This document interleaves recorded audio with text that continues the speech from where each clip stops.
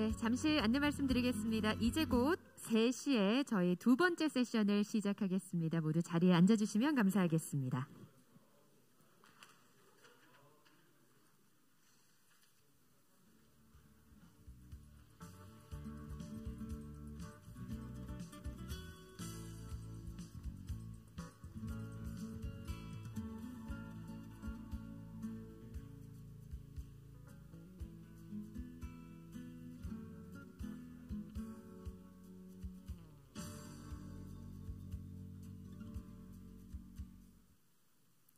네, 2021 미래 물류기술 포럼 종합 세미나.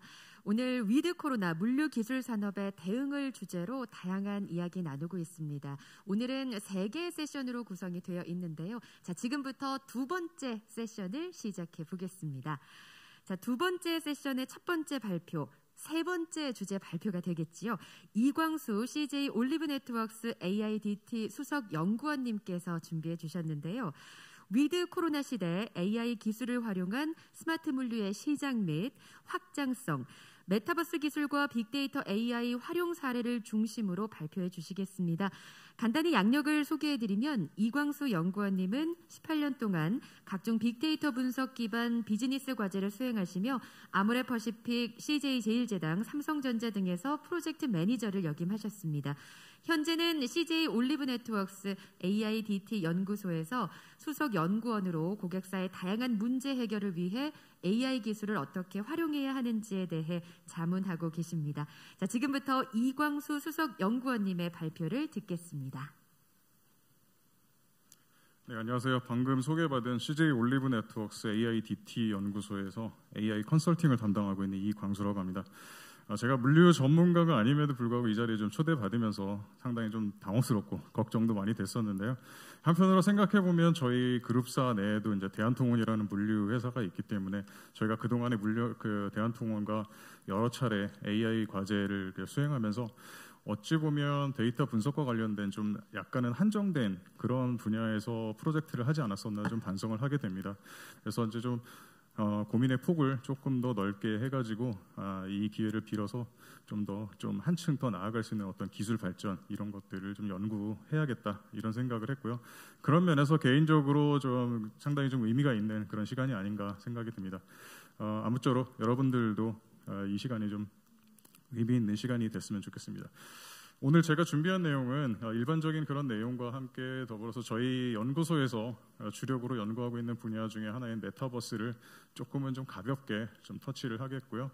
그다음에 물류와 관련된 제가 최근에 실행을 했었던 AI 컨설팅 과제 2개 그 케이스를 좀 다루면서 이런 과제들을 좀 더 폭넓게 해나가기 위해서 어떤 준비가 필요한 건가, 그리고 또 제가 강조할 부분들을 갖다 좀 함께 포함해서 말씀드리는 그런 시간으로 갖도록 하겠습니다. 먼저 위드 코로나 시대의 물류 뉴노멀을 말씀을 드리면 이제 앞서 많은 분들이 이제 트렌드 관련해 가지고 좀 많은 말씀을 하셨을 거예요. 그렇기 때문에 좀 깊이 있는 말씀보다는 핵심적인 내용이라고 한다 그러면 어쨌든 라이프 스타일의 변화와 함께 굉장히 좀 폭발적인 그런 온라인 성장 이런 부분들이 좀 가속화됐다 이렇게 좀 결론적으로 말씀드릴 수가 있겠고요. 이런 것들은 비단 그 양적인 변화뿐만이 아니라 좀 질적인 변화 면에서도 굉장히 많은 그런 과제들을 던지고 있습니다. 물류와 관련된 AI 기술 트렌드는 여러 가지가 있는데 좀 요약하자고 그러면은 주로 좀 자율주행과 관련된 그런 기술과 또 스마트 로드, 우리나라에서도 좀 몇 년 전부터 스마트 로드 사업을 갖다가 진행을 하고 있습니다. 그리고 웨어하우스에서 AI 기술을 활용한 수요 예측을 기반으로 한 재고 관리라든가 또 자동 주문 시스템 이러한 것들 좀 구현한 그런 사례들을 많이 볼 수가 있고요. 그리고 데이터 분석과 관련해서는 백오피스에서 좀 단순 반복적인 물류 관련된 업무들을 AI 플러스 RPA를 포함한 그런 기술로 이걸 갖다 자동화시키는 그런 트렌드들이 많이 보이고 있고요. 그리고 계속해서 빅데이터라는 말은 사라지지 않습니다. 그래서 빅데이터 분석을 통한 어떤 수요 예측 이러한 부분들이 굉장히 좀 중요한 그런 자리를 잡고 있습니다. 그래서 간단하게 말씀드리면 위드 코로나 시대의 물류라는 한다면 양적인 변화와 질적인 변화를 갖다 모두 수용하고 이에 대해서 적절히 대응하는 것이 가장 중요하지 않나 이렇게 생각이 됩니다. AI 도입을 말씀을 하는데 AI 도입은 한편으로는 사실은 좀 멀고도 긴 얘기 하지만 또 멀지만은 않은 얘기, 이렇게 좀 복잡한 그런 관계를 가지고 있습니다. 좀 그 몇 년 전에 발표됐던 MIT 슬론 리뷰였었는데요. 여기에서도 어떤 오퍼링이라든가 또 여러 가지 다른 다양한 그런 분야에서 AI 도입으로 인해서 굉장히 큰 효과를 볼 것이다. 5년 이내에 볼 것이다. 이러한 기대들이 굉장히 급상승했던 그런 결과들을 볼 수가 있었습니다. 그러나 현재 우리의 위치는 어떨까요? 가만히 반성해 보면 많은 기업들, 그리고 또 제가 다양하게 경험을 하고 그 컨설팅을 진행했던 그런 다양한 또 대기업이라고 하는 선진 기업이라고 하는 그런 기업에서조차도 이런 AI 도입이 아직까지도 꺼려지고 무엇부터 시작을 해야 될지 이런 것들을 고민하는 그런 사례들을 많이 봤었습니다. 방금 앞서 말씀드렸던 그런 리포트에서도 한 54% 정도 기업이 여전히 AI 기술 도입이 좀 어렵다, 그래서 좀 주저하는 그런 부분들을 많이 볼 수가 있었습니다. 그렇다고 그러면 이 부분들 갖다 무엇을 준비해야 되는가? 제가 컨설팅하는 어떤 그런 프로세스를 하고 말씀을 드릴 수가 있는데요. 기업의 전략과 관련된 기업의 전략이 온라인이 돼 있는 다양한 그런 과제들을 발굴을 하고요. 그 과제들을 해결하기 위한 그런 파일러팅을 합니다. 그래서 내부에서 보유하고 있는 데이터, 때로는 어떤 그 외부 데이터들을 가지고 크로스 펑셔널 데이터들을 다양하게 수집해서 이 부분을 분석하고 POC격으로 앞에 어떤 그 일하는 방식이든 시스템 적용이든 이러한 가능성을 타진하는 단계, 그리고 나서는 이거를 갖다가 실질적으로 적용함에 있어서의 그런 스케일링, 어떠한 단계를 거쳐서 구현을 해야 되는가, 이런 로드맵들을 갖다가 그려주는 단계들을 갖다가 밟고 있습니다. 근데 저는 항상 그걸 갖다가 말씀을 드릴 때 항상 얘기하는 거는 뭔가 거창한 준비, 거창한 데이터가 준비가 안 돼 있기 때문에 시작을 할 수가 없다. 이런 거 인프라가 갖춰져 있지 않기 때문에 시작하기가 좀 어렵다. 이런 말씀을 하시기 전에 가지고 있는 데이터를 가지고 자그마한 성공들을 축적하면서 다음 단계로 넘어가는 그런 체계적인 그리고 또 단계적인 그런 방법들을 갖다 택하시는 게 좋겠습니다. 그리고 데이터에서 시작돼서 액션으로 이끌어내는 게 AI 컨설팅이기 때문에 이 부분에 대한 그런 장기적인 비전, 이런 것들도 이끌어내야 합니다. 이런 말씀을 드리면서 합니다. 그래서 결론적으로 말씀드리면 이러한 작업들은 작은 성공으로부터 큰 성공에 이르기까지 단계적으로 차근차근히 해나가는 것이 좋겠다. 이렇게 결론적으로 말씀드릴 수가 있을 것 같습니다. 제가 오늘 말씀드릴 거는 3가지입니다. 저희 연구소의 주력 연구 분야이기도 한 메타버스를 좀 가볍게 말씀을 드리고요. 그 다음에 실제로 수행했던 프로젝트 2건을 갖다가 차례대로 말씀을 드리도록 하겠습니다. 메타버스 많이들 아실 거예요. 메타버스가 사실은 조금은 긴 얘기, 조금 먼 얘기, 나와 관련이 조금 없지 않나, 이런 생각을 하시는 분들도 많이 계실 거예요. 근데 생각보다 상당히 가까이 와 있습니다. 우리가 접한 어떤 사례들을 갖다가 보시면요, 포켓몬고 여러분 많이 아실 거예요. 포켓몬고를 갖다가 아신다고 그러면은 증강현실을 이미 경험하신 겁니다. 그리고 다양한 SNS에서 어떤 경험이라든가 정보들을 갖다가 공유한 경험이 있으시다 그러면은 이미 라이프 로깅을 갖다가 하신 거고요.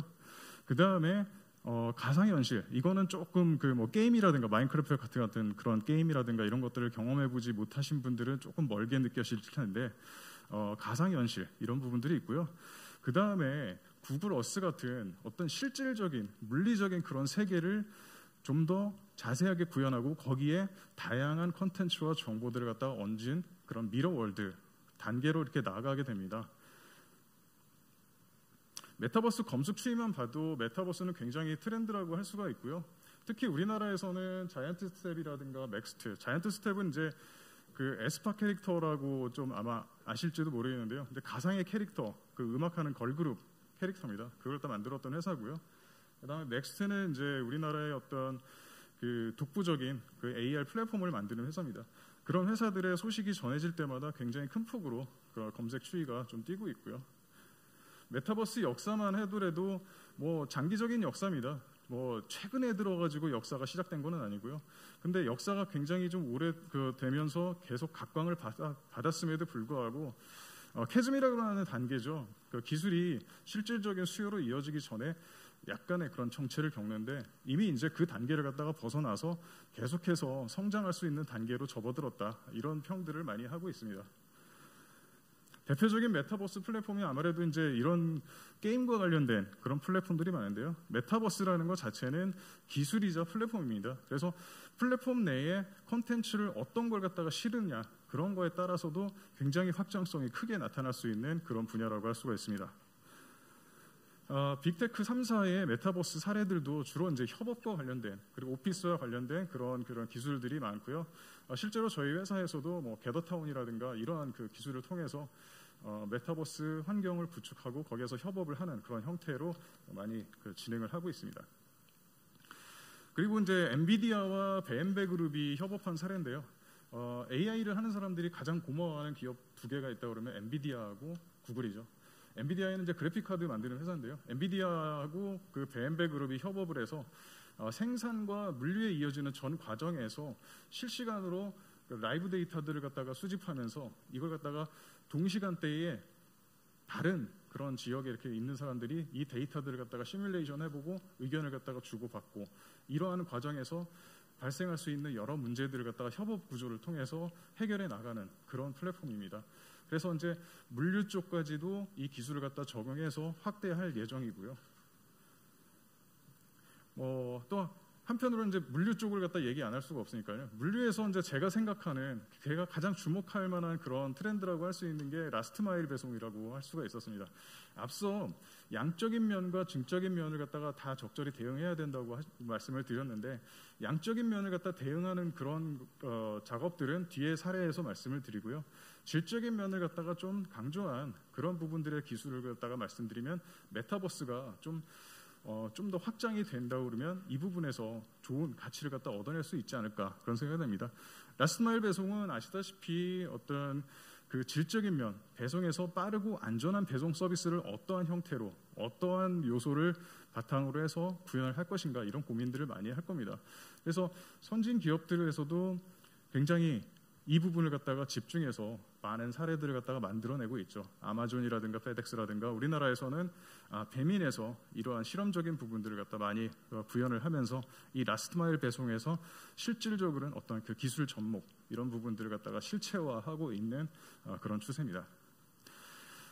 제가 생각했을 때 이제 아직까지 이제 물류 기술에서 이 메타버스를 어떻게 활용할지 이런 것들에 대한 구체적인 사례는 없었는데 아이디어 차원에서 말씀을 드리면 메타버스는 주로 선택과 관련된 그런 플랫폼에서 많이 활용을 하고 있는 추세입니다. 그래서 이제 이를 예로 보시면은 한강의 CU점 여기에서 물건을 갖다가 실제로 이제 메타버스 플랫폼에서 고를 수 있는 구매를 할 수 있는 그런 플랫폼들을 갖다 구현을 했었는데 라스트 마일 배송에 이것들이 이제 실질적으로 온라인에서 구매를 하고 집까지 배송하는 그런 단계를 조금 더 뻔 요소를 갖다가 가미한 메타버스에서 이런 것들을 갖다 전 과정을 지켜볼 수 있고 이 부분에 대한 축적된 정보들을 바탕으로 해서 이걸 나중에 개인화된 어떤 큐레이션 이런 것까지 활용할 수 있는 일체화된 그런 플랫폼으로 확장하는 그런 아이디어를 갖다 좀 생각해봤습니다. 뭐 영화의 한 장면이긴 한데요. 이 메타버스라는 거는 이 VR 기계죠. 이 디바이스의 기술과 함께 발전해 나가고 있습니다. 하지만 아무리 좋은 플랫폼이라고 하더라도 디바이스와 함께 시너지 효과가 나와야 되는데 디바이스는 아직까지는 좀 한계점이 좀 많습니다. 저만 해도 이 VR 기기를 끼면은 10분을 못 버티거든요. 어지러워가지고 그런 것들이 좀 해소가 되고 뭐 한다 그러면 이 발전 가능성이라든가 확장 가능성 이런 것들은 무궁무진하지 않을까 이런 생각이 듭니다. 네, 다음으로는 말씀드렸던 물류에서 저희가 AI를 활용한 그런 과제 두 개를 갖다 한번 좀 소개를 시켜드리도록 하겠습니다. 가깝지만 어쩌면 멀지도 모른 이렇게 제목을 갖다 썼는데요. 쉽게 접근할 수 있는 방법이고 데이터만 가지고 있으면 얼마든지 할 수가 있습니다. 그런데 예상 외로 많은 기업들이 이렇게 구현할 수 있는 그런 데이터들을 갖다 보유하고 있지 않고요. 그리고 또 뭐부터 어떠한 데이터를 수집할지 이런 것들에 대한 감을 가지고 있지 않은 회사들도 상당히 많습니다.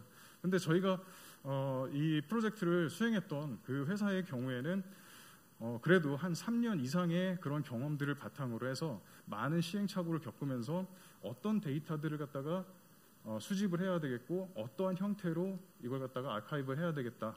이런 것들을 갖다 계속 학습해 나가고 또한 안에서 내부적으로 분석 인력을 갖다가 또 그 교육하는 그런 프로그램들을 갖다가 실질적으로 운영하면서 이 역량을 갖다가 내재화시킬 수 있는 그런 준비들도 함께 갖춰가는 굉장히 모범적인 그런 회사였었습니다.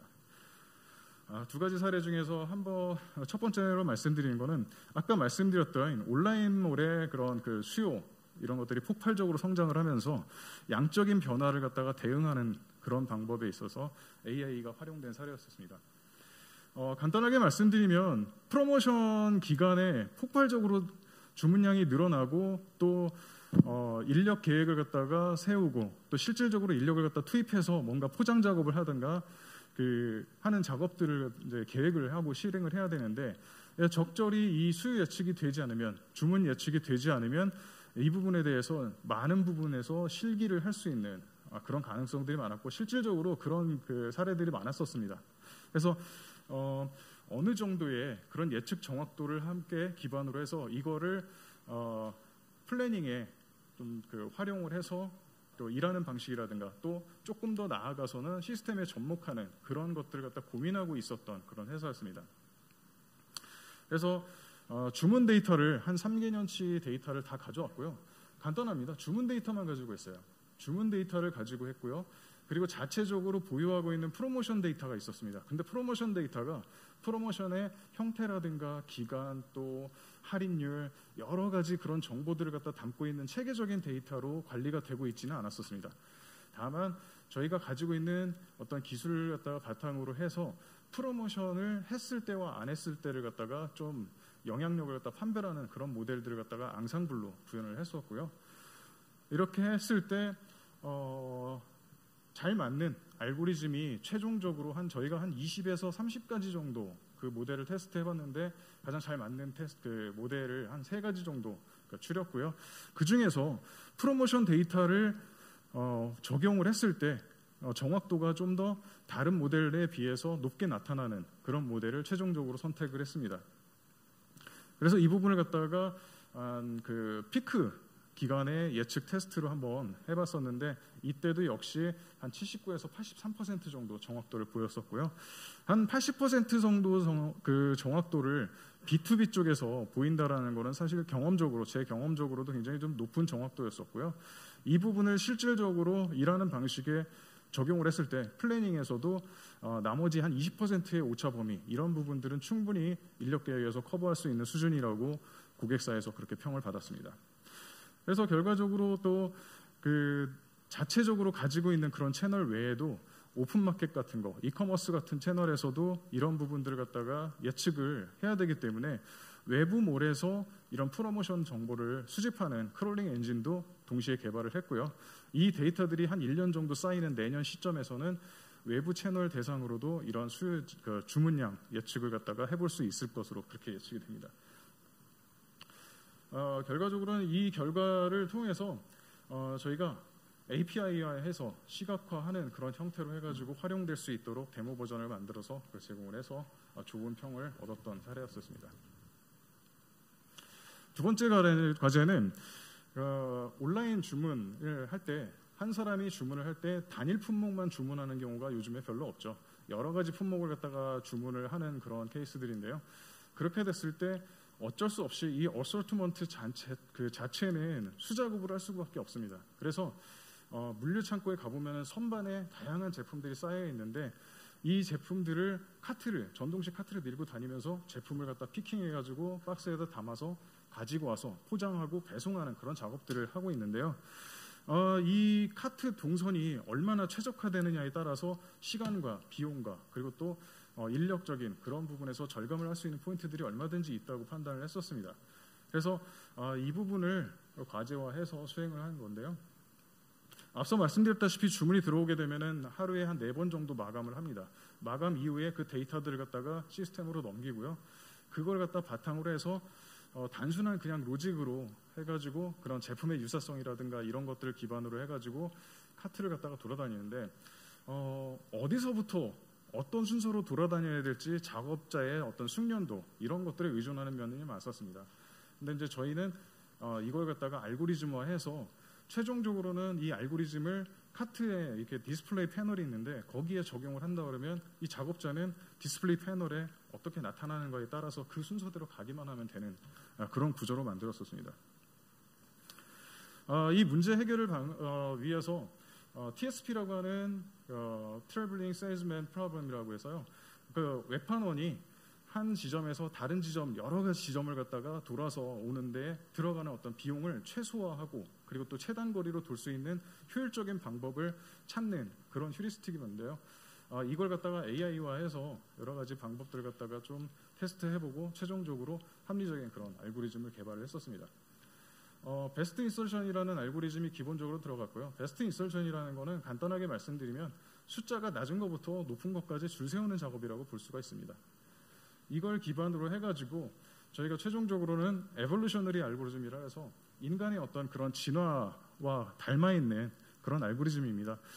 매우 확정되고 확실한 그런 노드는 제외하고 나머지 제외된 그런 노드들에서 앞에서 말씀드렸던 베스트 인설션처럼 최단 거리를 갖다가 찾는 여러 가지 작업들을 갖다 계속해서 연산하는 그런 방법들을 고안해서 여기에서 어떤 그 변이를 이끌어내고 크로스오버를 갖다 이끌어내고 또 이종적인 그런 형태를 갖다가 개발하면서 우성으로 빠져있던 그런 알고리즘보다 조금 더 우수한 그런 성과를 갖다 보이는 그런 결과들을 갖다 계속해서 내면서 전체 구조가 굉장히 합리적인 방향으로 이끌어낼 수 있도록 하는 그런 알고리즘이라고 할 수가 있습니다.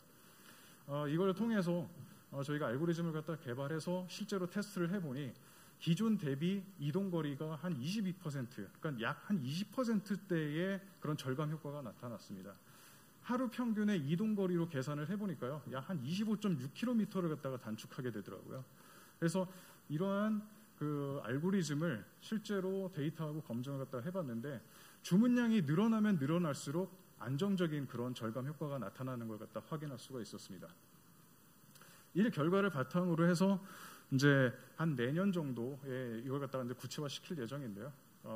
카트가 이런 형태는 아닙니다. 전동식 카트에 있는 그 디스플레이 패널에 이런 것들이 구현이 된다 그러면 작업자는 다른 고민할 것이 없이 어느 위치에 있는 것들을 피킹해가지고 순서대로 이렇게 돌아올 수 있는 그런 경로들을 갖다가 나타내기 때문에 굉장히 효율적으로 움직일 수 있다라는 거죠. 그래서 이 데이터들은 어떤 그 물류 센터 안에 있는 그런 좌표죠. 이 그 도면 정보가 처음에 있고요. 그 다음에 제품 그 주문 들어온 것들 그리고 또 그 주문 들어온 제품들이 위치해 있는 로케이션 이런 정보들만 알면은 최적의 그런 최단거리나 이런 것들을 갖다가 찾을 수 있는 알고리즘으로 개발할 수가 있었습니다. 다행히 여기에서는 그동안에 움직였던 카트 작업자들이 움직였던 그런 경로들에 대한 정보들을 갖다가 다 기록해 두고 계시더라고요. 그렇기 때문에 이전과 이후를 비교하면서 이것들을 갖다가 최적화할 수가 있었습니다. 그래서 좀 빠른 시간 내에 좀 말씀을 드리느라고 좀 그 궁금한 사항들도 많으실 텐데 이따가 토론 시간에 조금 더 해소되길 바라고요. 위드 코로나 시대의 불확실성에 우리가 좀 어떻게 대응을 해야 되는가 이런 것들 갖다 조금은 좀 철학적으로 말씀드린다 그러면은 우리가 이제 안개 속에서 이렇게 갈 때 빠른 속도로 가지는 않잖아요. 조금은 속도를 갖다 늦추고 바로 앞에 장애물이 있는지 없는지 이런 것들 갖다가 보면서 조금 더 조심스럽게 나아가죠. 그렇다고 한다고 그러면 먼 곳을 바라보는 것들도 중요하지만 먼 곳을 바라보지 않고 가까운 곳만 바라보는 것도 문제입니다. 그렇기 때문에 앞에 있는 그리고 지금 나에게 당면에 있는 그런 과제들을 갖다가 어떻게 해결할 것인가 그리고 또 AI가 결코 어려운 단계가 아니다. 어려운 작업이 아니다. 그리고 가지고 있는 데이터들을 갖다가 얼마든지 활용을 해서 작은 성공으로부터 경험을 축적해 나가면서 단계적으로 할 수 있다. 이렇게 말씀을 드릴 수가 있을 것 같습니다. 네, 짧은 시간 내에 발표 드리느라고 조금 서둘러서 발표를 했는데요. 이따가 토론 시간에 나머지 내용을 갖다 좀 해소할 수 있도록 그렇게 하겠습니다. 이상으로 발표를 마치겠습니다. 네, 감사합니다. 이광수 수석 연구원님의 발표였습니다. 메타버스 기술, 빅데이터 AI 활용 사례를 중심으로 스마트 물류에 대해서 만나봤는데요. 이 AI와 물류 기술의 전복, 피할 수 없는 흐름일 겁니다. IT와 물류의 융합이 앞으로 미래를 이끌어 나가게 될 텐데, 이 스마트 물류를 준비하면서 다양한 인사이트를 얻을 수 있었던 뜻깊은 시간이라고 생각합니다. 자, 그러면 다음 네 번째 주제 발표로 이어가 보도록 하겠습니다. 이번에는 현대글로비스 이재준 팀장님께서 발표를 준비해 주셨는데요. 기술 융합과 미래 물류라는 주제로 발표를 들어보도록 하겠습니다. 잠시 양력을 소개해 드리면 이재준 팀장님은 물류 산업에서 20년을 몸담으신 물류 전문가입니다. 한진그룹에서 물류 연구원으로 그리고 글로벌 사업 본부에서 업무를 수행하셨고요. 2015년부터 현재까지 현대글로비스의 물류혁신 연구소에 근무하고 계시며 현재는 미래 선행 연구팀장을 맡고 계십니다. 이재준 팀장님의 발표를 들어보겠습니다. 예, 안녕하십니까. 방금 소개받은 현대글로비스 물류혁신연구소의 미래 선행연구팀에 소속되어 있는 이재준이라고 합니다. 반갑습니다. 오늘 기술 융합과 미래 물류라는 주제로 약 한 20분에 걸쳐서 말씀을 드리겠는데요. 주제 자체가 굉장히 좀 생소하실 수도 있을 것 같습니다. 미래 물류와 기술 융합이라는 부분이 어떻게 보면은 좀 굉장히 좀 멀게만 느껴질 수도 있고, 또 어떻게 이 기술과 물류라는 부분이 접목돼서 어떠한 모습을 우리가 향후에 그려볼 수 있고 그 그림을 향해서 우리가 어떻게 접근할 수가 있는지 여러 가지 좀 생각이 드실 거고, 또 각자 또 바라보는 관점에 따라 가지고 이런 부분들이 좀 생소하게 좀 느끼실 수가 있을 것 같기도 한데요. 오늘 전체적으로 좀 말씀드릴 부분은 공급망 경쟁력 요소 부분에 대해서 한번 좀 말씀드리겠고요. 이게 오늘 그 포럼에 대한 그 주제도 되겠지만, 리질리언스하고 서스테이너빌리티 그리고 그린화, 이 세 가지 주제가 앞으로 미래 물류에 상당 부분 영향을 미칠 거라고 보고 있기 때문에, 그런 측면에서 공급망 경쟁력 요소에 대해서 좀 말씀드리겠고요. 그 다음에 이러한 경쟁력 요소를 바탕으로 해서 현재 어떤 트렌드로 지금 움직이고 있는지 6개 분야 부분에 대해서 저희가 한번 좀 간단하게 설명을 드리겠고요. 마지막으로는 저희 현대글로비스에서 한번 좀 미래 물류에 대해서 모습을 그려봤습니다. 그래서 그러한 기술들이 적용돼서 향후에는 어떤 물류의 모습이 될까, 그런 부분에 대해서 저희가 동영상으로 약 한 3분에 걸쳐 가지고 설명을 드릴 수 있도록 하겠습니다. 공급망 경쟁력 요소라는 부분이 아마 다 실감을 하셨을 거예요. 2020년도 초에 엄청난 그런 락다운 사태가 글로벌 경제 상황에서 좀 발생을 했고요. 그런 상황에서 많은 기관들과 그 다음에 물류사들이 전망을 많이 했습니다. 그 락다운 이후에는 어떤 형태의 그런 공급망이 계속해서 펼쳐질 것인가, 그런 부분들은 어떠한 상황 속에서 움직일 것인가라는 부분에 대해서 전망을 많이 했는데요. 그때 그 DHL에서는 뉴노멀이라는 부분에 대해서 언급을 했고요. 이것이 한 2년 가까이 이렇게 흘러오고 보니까 그 뉴노멀은 바로 위드 코로나라는 부분과 같이 일맥상통하지 않을까 좀 생각이 되는데요.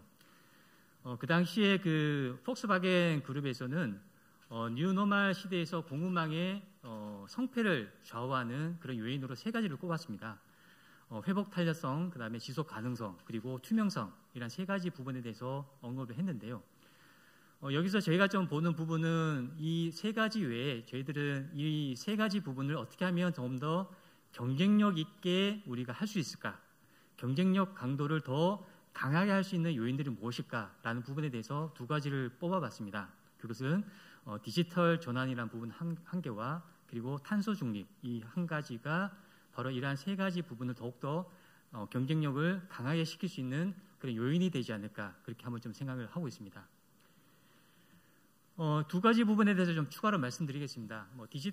디지털이라는 부분은 많이 들어보셔서 아실 겁니다. 디지털이라는 자체가 물류 산업에 적용되는 범위가 확대될수록 그 물류 혁신의 파급력은 굉장히 세지는 그런 부분이라고 앞에서도 여러 가지 발표 사를 통해서 말씀을 드리셨을 건데요. 이 디지털 경제, 디지털 라이프 그리고 글로벌 신경쟁 체제에 대비한 디지털 전환은 계속적으로 이루어질 걸로 보고 있고요. 이에 따라서 새로운 비즈니스가 계속해서 출현되고 그 새로운 비즈니스가 결국에는 생태계를 장악할 수 있는 그 힘이 더욱더 커지는 그런 부분들이 작용할 것이다 이렇게 보고 있고요. 맥켄지에서도 마찬가지입니다. 2018년도에 발표했지만 AI라는 기술이 이제 도입될 때 굉장히 그 산업별로 살펴봤을 때 잠재 가치가 매우 높은 산업으로 리테일, 그다음에 트래블, 그다음으로 바로 로지스틱스와 그다음에 트랜스포테이션 이 영역으로 꼽을 만큼 이 AI와 물류라는 부분은 굉장히 파급력이 있을 것이다라는 부분에 대해서 얘기를 하고 있습니다. 두 번째는 그 탄소 중립 부분입니다. 하단에 보시면 이 유럽에서 그 수소위원회에서 계속 발표하고 있는 업데이트하고 있는 그런 자료인데요. 수송 분야별로 이 수소 기술의 어느 시점에 되면은 성숙하는 시점이 되겠느냐라는 부분에 대해서 지금은 여러 단계에서 지금 적용을 하고 있죠. 하지만 대부분 2025년 경이 되면은 굉장히 수소를 기반으로 한 모빌리티가 중심이 될 것이다라는 부분에 대해서 언급을 하고 있고요. 그만큼 기술 속도가 굉장히 빨라지고 있고 이와 마찬가지로 이 수송 분야에 대해서 왜 이렇게 기술 속도가 빠른가라는 부분에 대해서는 메뉴에 보시다시피 탄소 배출량 중에서 수송 산업이 차지하는 것이 한 24%가 됩니다. 글로벌. 그리고 수송 산업 탄소 배출량 중에서 도로 운송은 그 중에서도 4분의 3을 차지할 만큼 탄소 배출량이 상당히 어마어마하기 때문에 이러한 부분에 대해서 탄소 배출 줄이고 탄소 중립을 가기 위해서는 모빌리티 쪽으로의 그 탄소 배출 축소를 위해서 하루속히 이 수소가 도입돼야 된다는 것이 기본적으로 생각하고 있는 부분이 되겠고요. 그래서 이런 측면에서 2025년 30년 동안 수소 기반으로 상업화 목표로 연구 개발이라든가 필요한 인프라 구축 등이 활발하게 진행되고 있는 그런 트렌드라고 보시면 될 것 같습니다. 이런 그 공급망 경쟁력 요소에 대해서 한번 추가로 말씀을 드렸는데요. 이러한 부분에 대해서 한번 좀 힘입어서 이러한 추세를 한번 최신 트렌드 중심으로 한번 좀 말씀을 드리겠는데요. 먼저 전동화 부분이 되겠습니다. 이 코로나로 침체된 그 경기 부양을 위해서 세계 각국에서는 이 친환경차 산업을 집중적으로 육성했던 것이 저희가 보았던 그런 부분이라고 보시면 될 것 같은데요. 이 밑에 보시면은 전 세계 그 전기차 판매량 추이 자체가 굉장히 급상승하고 있는 것을 보고 있는데요.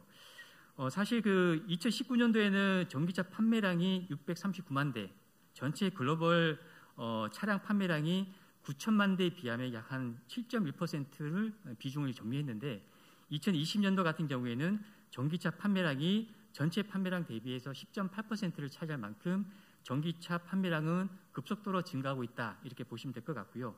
오른쪽에도 보시다시피 탑10 그 제조사별로 전기차 판매량 추이도 계속적으로 증가하고 있고 이러한 부분들이 향후에는 내연 엔진을 계속해서 대체하는 그런 형태로 나타날 것이다 그렇게 좀 보고 있습니다. 전기차면은 가장 그 문제가 되는 게 바로 이제 충전이라고 보시면 될 것 같습니다.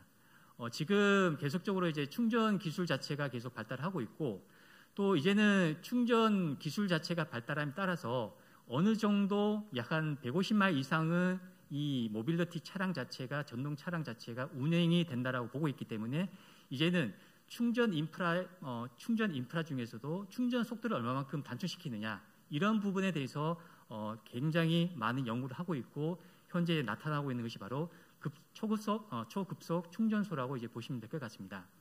이렇게 이제 인프라 자체가 계속 발달하고 있고 확충되고 있고 충전 기술이 발달되면서 이 향후에는 어떤 부분이 중요시 되냐면 상당 부분 사용 후 배터리에 대해서 우리가 어떻게 이거를 활용할 것인가 라는 부분들이 굉장히 각광을 받고 있습니다. 그래서 이런 부분에 대해서도 OEM사라든가 배터리 공급사에서는 다양한 모델을 가지고서 지금 현재 구상을 하고 있고 개발을 하고 있는 그런 실정을 이제 보시면 될 것 같고요.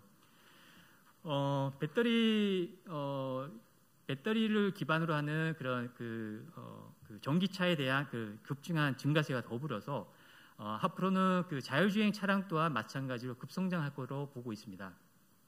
보시다시피 이 표에서도 레벨 0부터 해가지고 레벨 5까지 있는데요. 이 중에서 지금 현재 거의 뭐 많은 차량에서 도입되고 있죠. L2, L2 플러스 단계까지 하고 있고 이것이 지금 L3와 L4까지 지금 계속적으로 확대가 될 것이다라고 이제 전망을 하고 있고 이러한 것들이 결국에는 자율주행 차량이 우리 물류 산업에 계속적으로 보급됨으로써 우리 물류라는 부분이 상당 부분 바뀌지 않을까 그렇게 좀 보고 있고요. 이러한 부분들이 결국에는 또 수소라는 부분하고 같이 겹쳐질 때는 더 큰 파급 효과로 나타나지 않을까 그렇게 한번 좀 판단을 하고 있습니다. 라스트 마일 딜리버리는 많이 보셨을 겁니다. 라스트 마일 딜리버리 아까도 여러 가지 또 발표 자료를 통해서 들으셨겠지만 그 중에서도 그 아시아 태평양 지역이 굉장히 그 라스트 마일 딜리버리 시장 자체가 굉장히 큰 시장으로 그렇게 보고 있고요. 연평균 성장률도 최근 5년간에 약 한 29% 이상을 차지할 만큼 급속도로 팽창하고 있는데 이러한 부분은 크게 두 가지 도시화율이라는 부분하고 그 다음에 라스트 마일 딜리버리 쪽에 계속해서 적용되는 물류 기술이 계속적으로 확대되고 있기 때문에 이러한 부분들을 계속 촉진시키고 있다 이렇게 좀 보고 있고요. 이런 부분들이 라스트 마일 딜리버리 부분에 대해서는 계속적으로 연구가 필요할 것 같습니다. 왜냐하면 이러한 부분이 결국에는 비용을 어떻게 좀 낮출 수 있을 것인가라는 부분에 대해서 계속적으로 고민을 해야 되고 또 앞으로 그 지속 가능한 그런 기업, 그런 지속 가능한 사업을 영위하기 위해서는 여러 가지 자동화라든가 기술 그런 부분들이 계속적으로 도입이 되어야 되기 때문에 그런 측면에서 라스트 마일 딜리버리에 대한 기술 또한 계속적으로 확대될 걸로 그렇게 좀 보고 있고요. 그 다음에 커넥티비티라는 부분들도 굉장히 좀 많이 좀 발달하고 있습니다. 사실 그 모빌리티 중심으로 해가지고 커넥티비티 자체가 굉장히 지금 확대되고 있는 추세인데 이 커넥티비티라는 것이 꼭 모빌리티에만 적용되는 것은 아니거든요. 모든 실생활에 있어서 커넥티비티라는 것이 연결되면서 이제는 하이퍼 커넥티비티까지 갈 수 있는 그런 충분한 잠재력이 있다라고 보고 있고 이런 것들이 결국에는 여러 가지 비즈니스 모델을 만들면서 아까도 말씀드렸던 IT 기반으로 이런 산업 자체가 굉장히 확산될 것으로 그렇게 좀 보고 있습니다. 마지막 트렌드로 이제 수소 부분에 대해서 말씀을 간단히 좀 드리겠습니다. 이 수소라는 부분이 굉장히 오래된 기술에도 불구하고 활용적인 측면에서는 최근에 각광을 받고 있는 그런 분야라고 좀 할 수가 있겠는데요.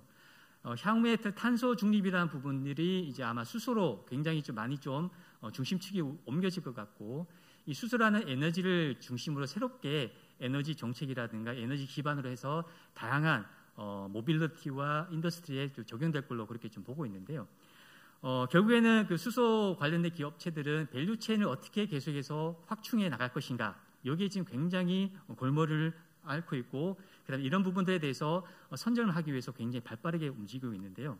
뭐 연료전지 업체 같은 경우에는 인수합병이 굉장히 활발하게 이루어지고 있고 수소 공급사는 공급 솔루션을 또 구축해서 진출하고 있고요.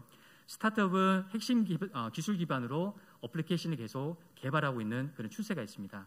오른쪽에 보시다시피 수소에 대한 활용도 지금 여러 군데에서 지금 생활에 적용하기 위해서 시범 단계라든가 POC를 하고 있고 뭐 잘 아시죠? 수소 기반의 지게차 그리고 트럭 그리고 냉장 트레일러 수소 기반의 냉장 트레일러 그리고 선박 수소 선박으로 움직이는 부분 그다음에 수소 열차 드론 그리고 UAM을 기반으로 한 그런 모빌리티 허브까지 여러 가지 개념을 가지고 단계 지금 적용하고 있습니다.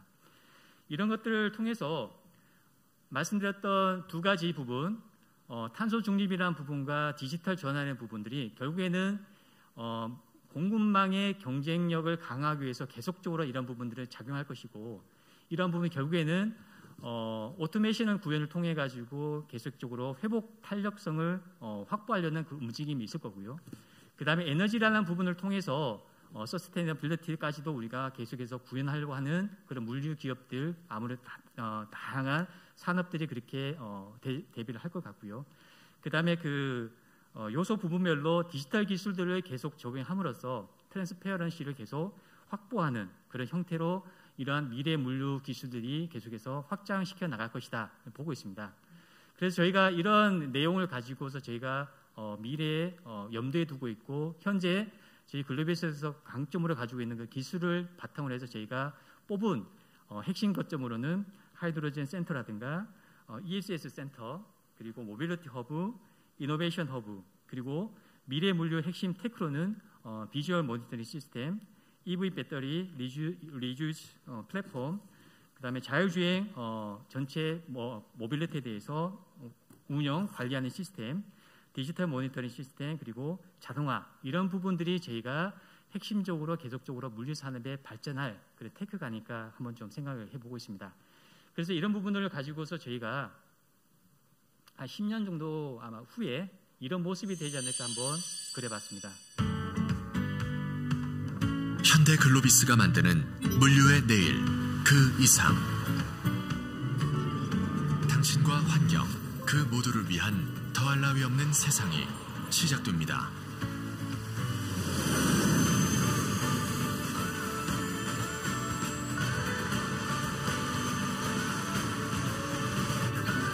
친환경 수소에너지가 도시를 움직이는 새로운 원동력이 되는 세상.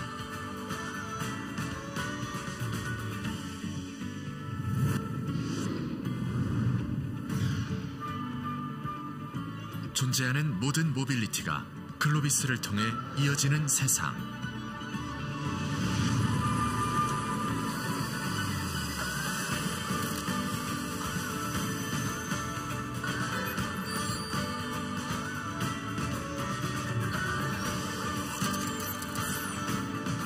EV 배터리를 재사용하는 플랫폼으로 에너지가 선순환하는 세상.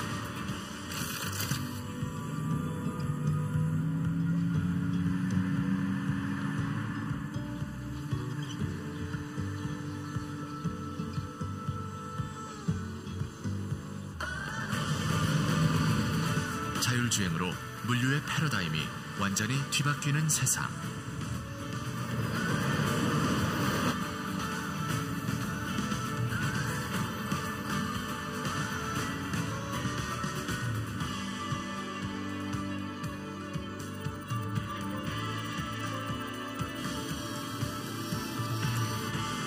물류의 모든 과정에 자동화 시스템을 더한 풀필먼트 센터가 생기는 세상.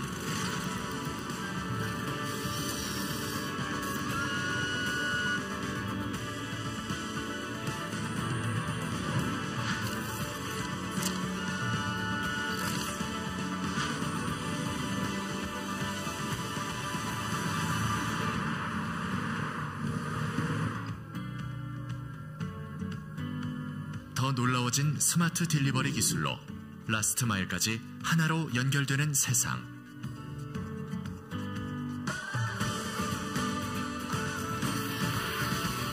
이게 바로 현대글로비스가 만드는 세상에 없던 세상.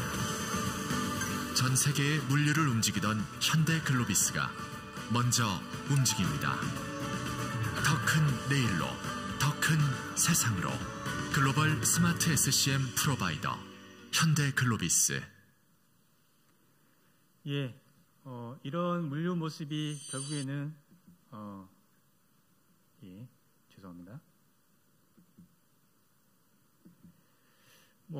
저희가 봤을 때 이러한 기술들을 통해서 그러한 물류 사회가 실현되지 않을까 생각되고요. 저희들은 그러한 기술 역량을 계속해서 현재 개발하고 있는 부분도 있고, 또 수소 사회를 또 대비하고 있는 그런 여러 가지 또 다양한 사업을 좀 영위하고 있고요. 그래서 그런 부분들이 계속 물류라는 것과 결합될 때는 경쟁력이 큰 그러한 부분으로 자리 잡지 않을까 그렇게 생각하고 있습니다. 예, 경청해 주셔서 감사합니다. 네, 이재준 팀장님 감사드립니다. 이재준 팀장님의 기술 융합과 미래 물류까지 저희가 들어봤는데요. 2021 미래 물류 기술 포럼 종합 세미나, 이렇게 4개 주제 발표를 들으면서 IT와 또 물류 기술에 대해서 다양하고 구체적인 사례들을 만나보면서 조금은 막연했던 미래 물류에 대해서 더 선명하게 그려볼 수 있는 시간이 됐습니다. 감사드리고요. 자, 그러면 지금부터는 지금까지의 이야기를 좀 더 확장시켜서 깊이 있게 이야기를 나눠보는 토론 시간을 갖도록 하겠습니다. 토론에 함께 하실 분들을 먼저 차례차례 소개해드리겠습니다. 오늘 이 시간의 좌장은 김철민 비욘드엑스 대표님께서 맡아주실 텐데요. 김철민 대표님은 네이버 프리미엄 콘텐츠 커넥터스를 운영하고 계십니다. 유통 물류 분야 버티컬 매거진인 시에로 편집장 겸 대표로 근무를 하셨고요. 세계일보에서는 기자로도 활동을 하셨습니다. 그리고 현재 대통령 직속 4차 산업혁명위원회 위원, 그리고 한국 로지스틱스 학회 부회장, 인천대학교 창업혁신 교수를 역임하고 계십니다. 오늘 좌장으로 수고를 해주실 거고요. 그리고 토론을 함께 하실 패널 분들도 소개해 드리겠습니다.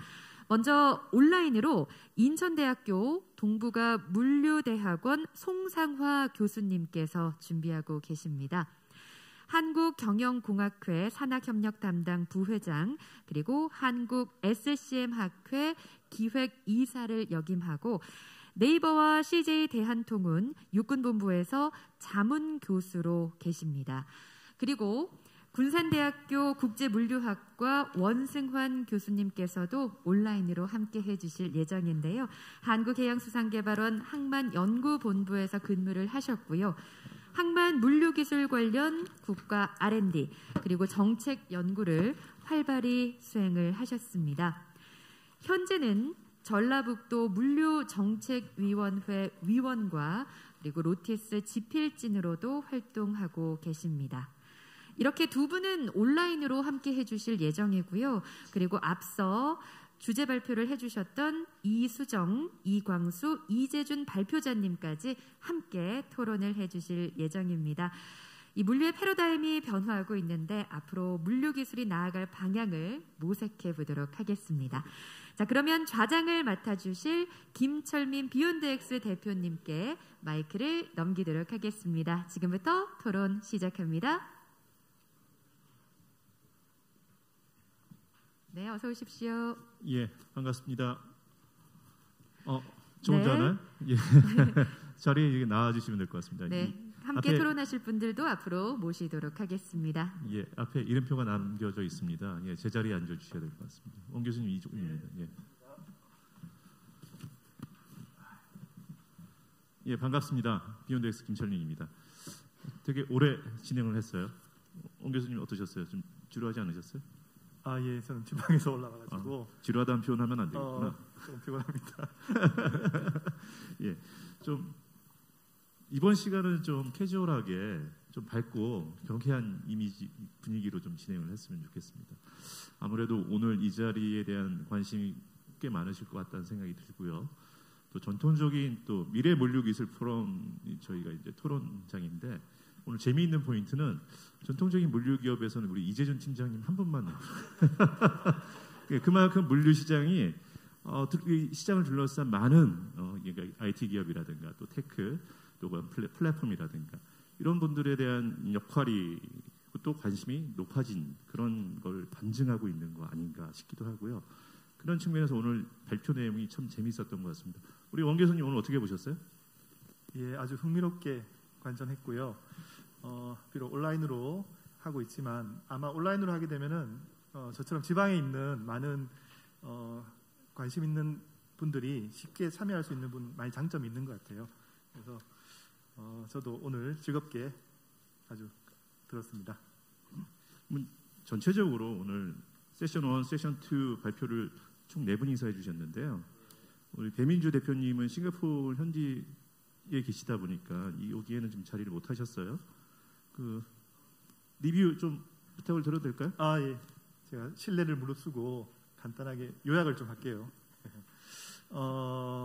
혹시나 앞 강좌를 놓치셨던 분들 굉장히 아쉬웠을 것 같은데 물론 뭐 유튜브로 재생이 되겠지만 제가 뭐 짧게나마 요약을 좀 해보겠습니다. 첫 번째 이수정 상무님 아마존에서 발표를 해주셨는데요. 빅데이터를 통해서 혁신이 필요하다는 그런 메시지를 많이 전달해 주신 것 같습니다. 기존에 IT가 비즈니스를 서포트하는 쪽이었다면 이제는 비즈니스와 IT가 결합되고 통합되어야만 IT가 발전할 수 있고 또한 이제 물류 산업이 발전할 수 있다는 그런 메시지를 주신 것 같습니다. 그래서 혁신이라는 것이 이제 고객의 경험을 다시 창조하는 것이라는 것에서 제가 인상 깊었고 우리가 잘 알고 있는 넷플릭스나 신용카드 사례 같은 것들을 통해서 고객 경험이 얼마나 중요한지에 대해서 확인할 수 있었던 것 같습니다. 그리고 뭐 아마존이 좀 승승장구할 수 있었던 결정적인 요인이라는 것이 철저하게 데이터 기반으로 비즈니스를 수행했다는 것에서 찾을 수 있었다.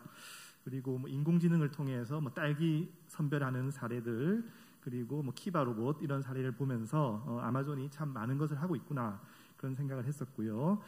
결국 뭐 최고의 자본이나 사람도 있지만 데이터가 아닐까라는 그런 메시지를 던져주신 것 같습니다. 두 번째 글로벌 포트 파트너스의 배민주 대표님께서는 이커머스 시장에 대해서 전체적으로 말씀을 해주셨습니다. 그래서 시장이 많이 성장하고 있다. 그리고 대표님이 지금 현재 계시는 싱가포르를 중심으로 하는 동남아 시장이 기존의 선진국 시장에 비해서 급속하게 발전하고 있다. 시장이 6배 정도 발전했다는 얘기를 해주셨고요. 그쪽에서 이커머스를 주도하고 있는 쇼피하고 라자다에 대해서 설명을 좀 해주셨고요. 그리고 대표적인 물류 기업이라고 이커머스 기업이라고 할 수 있는 아마존과 알리바바의 물류 접근 방식에 대해서 설명해 주셨습니다. 그래서 아마존에서는 이제 모든 것을 이제 물류를 다 책임지려는 방식으로 접근하고 있는 반면에 알리바바는 이제 플랫폼 기반으로 뭔가 뭐 조정하는 물류, 뭐 그리드 로지스틱스라고도 하는데 이런 접근을 하고 있다라는 접근을 말씀해 주셨고요. 그리고 아마존의 물류 투자 그리고 알리바바의 차이니아오 플랫폼에 대해서도 말씀을 해주셨고요. 그리고 쇼피하고 라자다의 접근 방식, 그리고 마지막으로 물류 스타트업 대표적인 10개의 사례를 정리해 주셨습니다. 세 번째, CJ 올리브 네트워크스 이광수 수석 연구원께서 아주 흥미로운 주제, 요즘 핫한 메타버스, AI 이런 얘기를 해주셨습니다. 수석 연구원께서 해주신 말씀 중에 제가 가장 인상 깊었던 것은 이런 기술에 대한 접근 방식인 것 같습니다. 제가 그대로 좀 인용을 해보자면은 작은 성공으로부터 성취감을 가지며 큰 성공에 이르기까지 차근차근 진행하는 것이 필요하다. 아마 미래물류기술 포럼이 걸어온 과정도 여기에 아마 똑같이 적용될 수 있을 거라고 생각이 됩니다.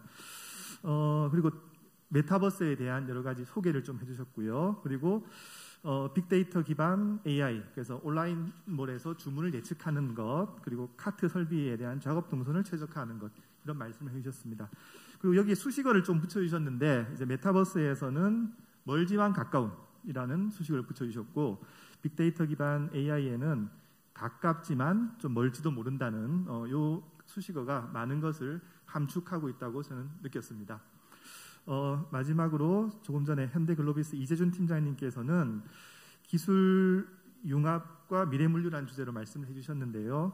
뭐 경쟁적 요소, 뭐 트렌드, 그리고 미래 물류 기술에 대한 적용 방향, 이것을 아주 맥을 잘 짚어주신 것 같습니다.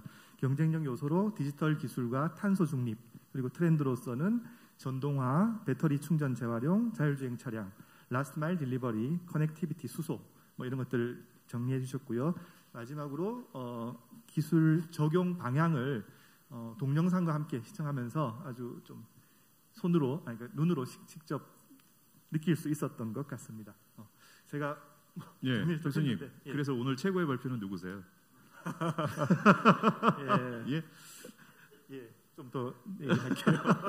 제가 재밌게 하자고 하니까 자꾸 이렇게 오늘 딱딱하게 하실 거예요. 이름 진행이 힘듭니다. 알겠습니다. 좀 확실히 교수님 나오신 것 같습니다. 그래서 제가 오늘 주제가 위드 코로나 물류기술 산업의 대응이라는 주제로 발표가 이루어졌는데, 아까 저장님께서도 말씀하셨듯이 점점 미래물류기술 포럼 발표자에 이제 물류 분야보다는 다른 분야의 분들이 많이 참석하신다는 것, 굉장히 어떤 기회라고 보고 고무적인 거라고 볼 수 있을 것 같습니다. 그래서 마지막으로 조금 더 정리를 하자면은 또요? 결국 세 가지 키워드로 요약되는 것 같아요. 결국은 공급 사슬에 대한 불확실성 대응, 그리고 고객 경험 강화를 위한 어떤 제품 맞춤화라든지 메시지의 개인화, 그리고 마지막으로 운영 효율성 향상, 이런 것들이 전체적으로 발표에 다 고루 녹아 있었다고 생각합니다. 그만할게요. 혹시 교수님께서 오늘 발표하신 세 분 중에 질문하고 싶은 요인이 좀 있으세요?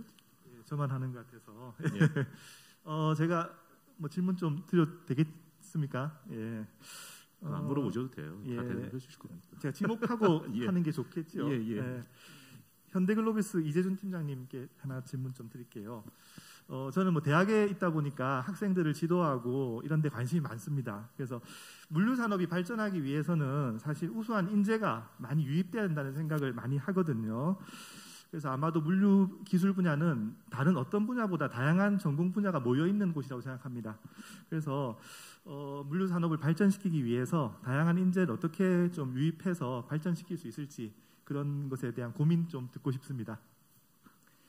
예, 저희가 지금 제일 고민되는 부분이 바로 그 부분인 것 같습니다. 이게 사실 이제 물류라는 것이 옛날 그런 전통적인 산업 자체가 아니고 이제 굉장히 테크 기반으로 가야 결국은 이제 경쟁력이 있고 그 테크 기반으로 간다라는 자체는 다양한 전공과 다양한 경험을 보유하신 분들이 함께 모여서 서로 고민하고 해야 그런 부분들이 좀 경쟁력 있게 다가갈 수가 있겠는데요. 그 중에서도 지금 IT 관련해가지고 뭐 여러 가지 이제 스마트 물류라든가 그다음 AI 쪽에 있는 그런 AI 모델링 그런 분들을 저희가 좀 계속적으로 이제 인재를 확보하기 위해서 현재 지금 올해부터 이제 본격적으로 좀 시작하고 있는 게 산학해서 공동 이제 그 연구 선발 과정을 저희가 좀 뒀습니다. 그래서 특정 몇 개 대학하고 같이 공동으로 기획해가지고 앞으로 2년 후에 우리는 이러한 인재들을 양성시켜서 우리 기업으로 모시고 오겠다. 이런 전략을 가지고서 올해 지금 몇 개 대학하고 그렇게 교류를 맺어가지고 하고 있고요. 지금 당장에는 저희들은 그런 인력들을 바로 이제 뽑을 수가 있는 인력들은 바로 채용하고 그러지 않은 인력들은 2년 후에 저희가 충분하게 저희 그 교과 과목들도 저희와 같이 협의를 해가지고 그렇게 구성을 하고 있습니다. 그래서 그런 것들 통해 가지고 같이 좀 고민하는 그런 형태로 산학이라는 부분을 저희가 좀 개발하고 있고요. 그 다음에 저희가 옛날에는 좀 물류라고 한다면은 좀 단편적인 그런 전공으로 많이 좀 생각을 했었는데요. 이제는 굉장히 좀 오픈된 마인드로 많은 부분을 좀 채널을 좀 열어뒀습니다. 그래서 새롭게 이제 산업에 대해서 정의를 내리고 그 산업 속에서 우리가 어떤 것들을 우리가 할 수 있는지 새로운 사업에 대해서 기회 요소를 찾을 수 있는 그런 인재들 그리고 아까 말씀드렸던 이 기술이라는 부분들이 이제는 우리가 응용이라는 부분을 통해 가지고 계속적으로 새로운 비즈니스를 창출해야 됩니다. 그렇기 때문에 그러한 신기술 부분에 대해서도 지식을 가지고 있고 경험을 가지고 있는 분들을 저희들은 지금 오픈 마인드로 해가지고 계속해서 뽑고 있고요. 그 다음에 지금 저희가 부족한 부분에 대해서는 인큐베이팅하고 그 다음에 오픈 이노베이션까지 저희 확장시켜서 올해부터 이제 본격적으로 좀 시도를 하고 있는데요. 그런 부분들도 계속적으로 좀 채널을 계속 열어서 모든 부분들이 저희 글로비스와 함께 하실 수 있도록 그렇게 좀 인재 역량을 계속해서 충원하고 있는 그런 형태라고 보시면 될 것 같습니다. 예, 이상입니다. 교수님. 예. 학생들 때문에 질문해 주신 거죠? 아니요, 제가 평소 관심이 많이 근데 고민이 많을 거라고 생각이 듭니다. 예, 한 전공에 있는 학생들을 뽑는 것은 상대적으로 수월한데 여러 전공에서 그것을 뽑아낸다는 것이 상당히 힘들 거라는 생각이 들어서요. 예. CJ 올리브 네트워크의 이광수 수석연구원님께 하나 여쭤볼게요. 그 다양한 이제 그 사이트 혹은 이제 프로젝트를 진행하시다 보면은 결국 기술의 발전하고 어떤 비즈니스의 변화에 대해서 굉장히 어려움이 많으실 것 같습니다. 아까 말씀해 주셨던 내용 중에도 보면은 일부는 아주 발전된 분야도 있고 일부는 굉장히 또 초보적인 분야도 있을 것 같고 그런데 현장 적용의 어려움 좀 말씀해 주시겠어요? 네. 작년에 이제 모 기업에서 여러 가지 이제 비즈니스 전략과 관련된 한 20여 가지 그 과제들을 이 AI 기술을 접목해서 어떻게 해결할 것인가 이제 이런 그 고민들로부터 출발한 그 프로젝트를 갖다가 제가 총괄을 했었던 적이 있습니다. 근데 이런 것들을 갖다가 고민할 때 실질적인 어떤 적용이나 이런 것들을 염두에 두고 처음부터 좀 약간 큰 그림을 그리면서 시작을 했더라면 하는 아쉬움이 있었는데 결과적으로 어떤 잘 적용된 그런 사례들도 있었지만 실질적으로 생산 시설이나 이런 것들에 이제 예를 들어서 비전 AI 이런 것들이었었는데 이물이라든가 이런 것들을 갖다가 AI가 자동으로 잡아낼 수 있고 근데 이런 것들을 갖다가 알고리즘을 개발하고 정확도도 96% 이상 막 그렇게 굉장히 정확도를 갖다가 확보를 한 그런 사례였었는데 실질적으로 적용을 하려고 그러면 생산 설비에 비전 AI 카메라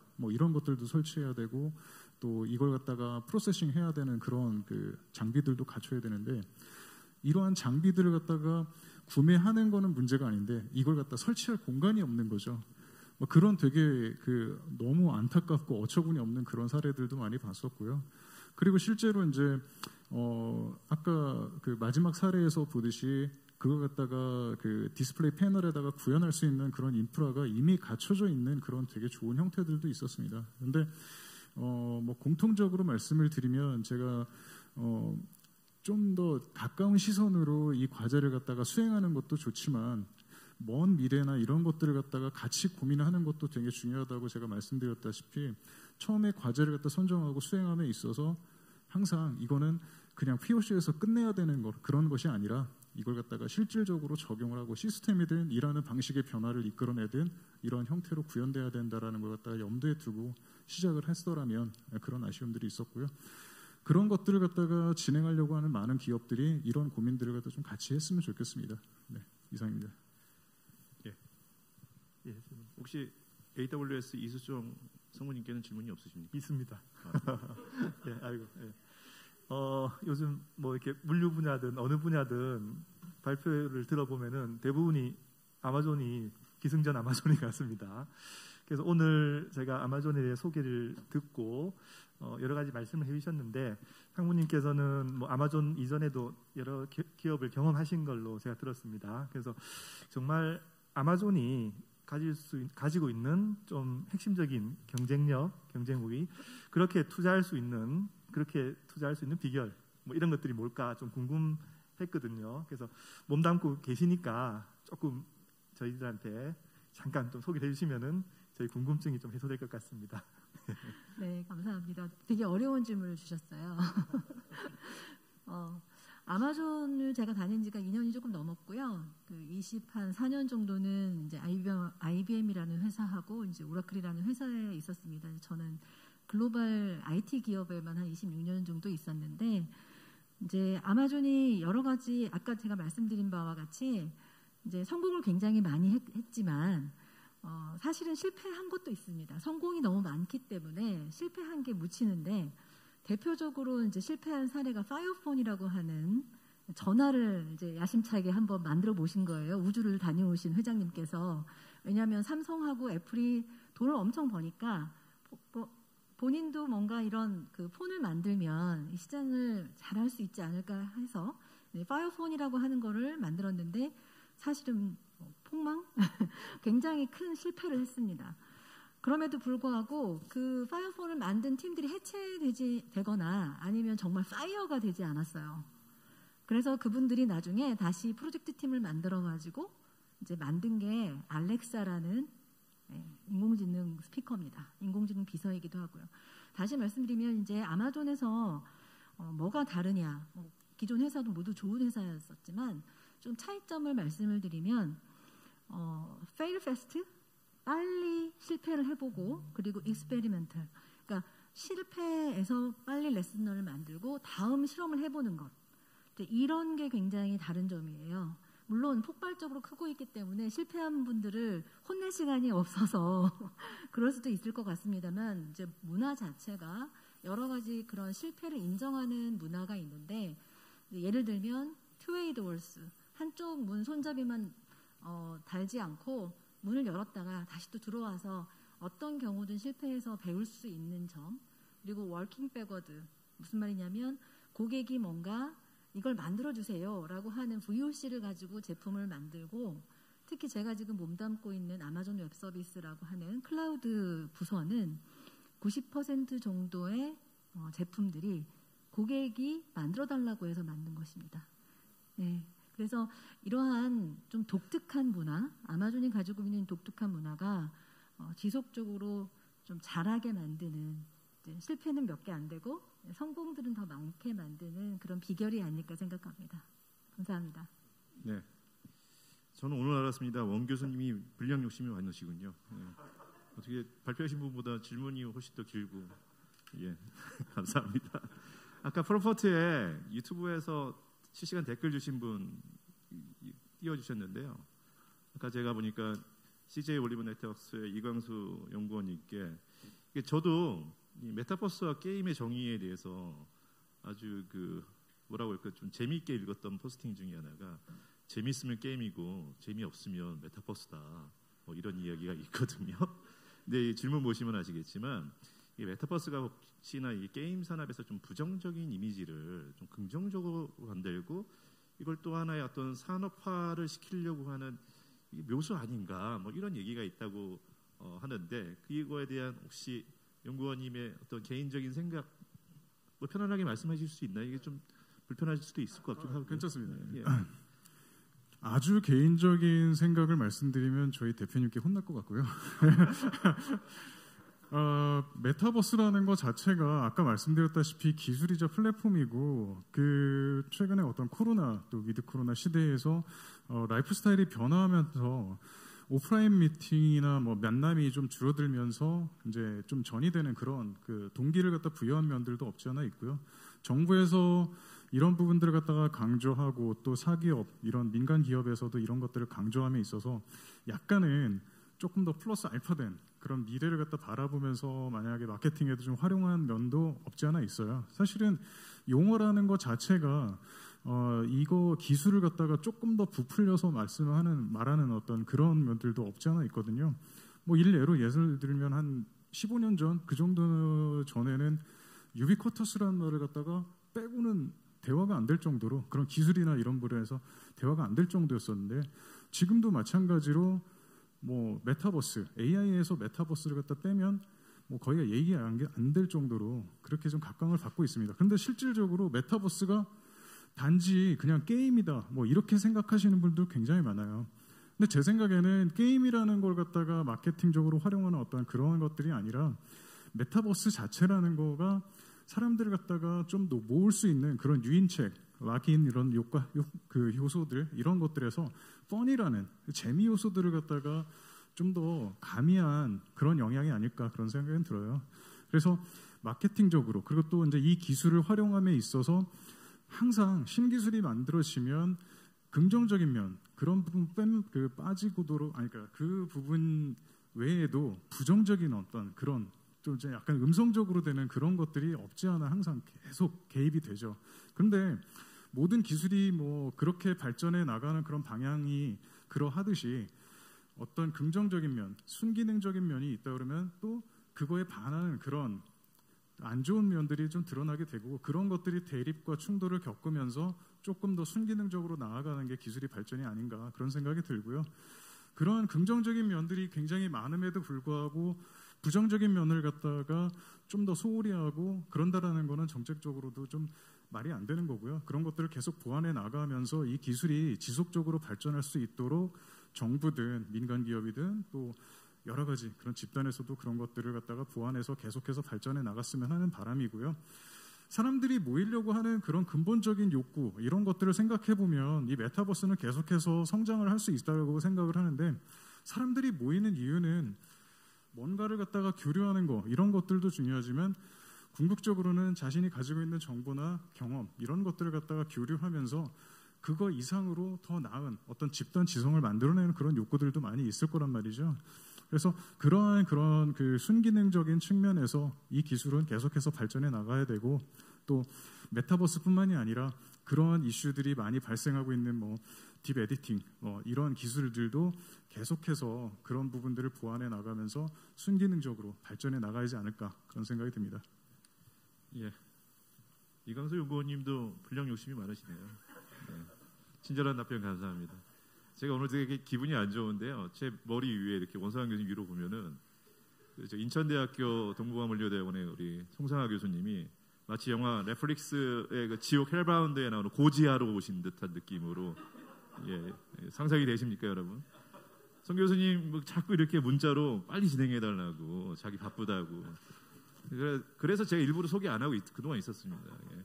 그렇다고 뭐 이렇게 먼저 도망갈 수는 없는 거 아니에요? 약속된 시간이기 때문에. 송 교수님. 28분 만에 불러주시네요. 예. 원래 주인공은 맨 마지막에 나오잖아요. 우리 네이버와 CJ 풀필먼트 장원 교수로 활동하고 계시는데요. 오늘 말씀 잘 들었을 거라고 생각을 하고요. 리뷰는 생략해 주시고요. 질문으로 바로 갈까요? 네, 28분 동안 계속 미소 짓고 있느라 힘들었습니다. 네, 그래서 바로 본론으로 들어가도록 하겠습니다. 오늘 굉장히 잘 들었고요. 평소에는 이제 제가 어디 가가지고 디지털이 중요하다는 말씀을 드렸었는데 오히려 오늘은 질문을 드리게 돼서 약간은 좀 비판적인 내용도 조금 말씀드리고자 합니다. 어떤 내용이냐면 제가 이제 저도 굉장히 동의하는 내용인데 AI, 디지털 전환 뭐 이런 것들이 굉장히 중요하다라는 것에 대해서 100% 동감을 하면서 약간 이제 고민되는 부분은 뭐냐 하면 AI 만능이라는 그런 느낌이 없지 않아 있습니다. 무슨 얘기냐면 과대 포장의 문제들이죠. 이건 비단 AI만의 문제는 아니라 뭐 메타버스부터 시작해서 수소까지 전반적으로 기술이 처음 나오게 되면 당연히 이제 이게 굉장히 뭐랄까요, 실제 할 수 있는 거에 비해서 부풀려지는 건 분명히 있을 거라고 생각을 합니다.